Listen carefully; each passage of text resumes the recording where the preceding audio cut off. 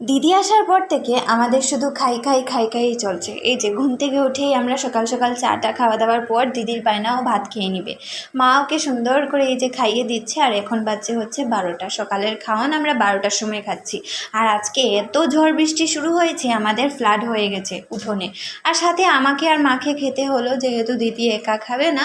তাই সকালে আমাদের ছিল কি একটা বড়া, আমের আচার, আর কালকের ডাল ছিল ওইটা। তারপর দিদি আর আমি বসে বসে অনেকটা ভিডিও শ্যুট করে নিয়েছি।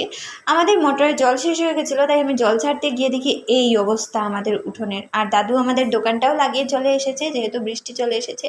আর জলে কি হারে যোগ যোগ তো আমি অনেক ডরাই। আমাদের মেয়েসও দেখো যোগগুলোকে কীভাবে ধরছিল। আমি ভেবেছিলাম জলে নামবো, জল আমার কিন্তু খুব ভালো লাগে, কিন্তু এই যোগগুলোর যন্ত্রণায় আমি আর নামতে পারলাম না।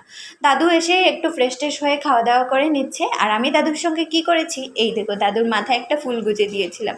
তারপর আজকে আমাদের লাঞ্চটা করে নিচ্ছি, যেহেতু আমাদের দিদনদের শোধ চলছে, তাই আমাদের নিরামিষ খেতে হচ্ছে। দাদুর সাথে আমরা আজকে 4 জনই বসে গেলাম, অনেকদিন পর সবাই মিলে একসাথে খাচ্ছি। তারপর খাওয়া দাওয়া করে আমরা একটা ঘুম দিয়ে উঠে দেখলাম অভি চলে এসেছে। আর অভি আসার সময় অনেক কিছু নিয়ে এসেছিল, কারণ হচ্ছে অভি যেহেতু ষষ্ঠীতে ছিল না, তাই আজকে যখন এলো তো অনেক কিছু খাওয়ার নিয়ে আসলো টিফিন। আর এসেই যে ওর কাজে ঢুকে গেছে।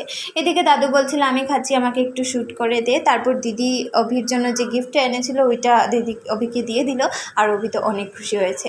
তো চলো আজকে মিনি ব্লগটা এতটুকু পর্যন্তই রাখছি। তোমরা সবাই ভালো থাকবে, সুস্থ থাকবে। Tata, love you all, bye, take care. দেখা হচ্ছে অন্য কোনো একটা সুন্দর ব্লগে। টাটা।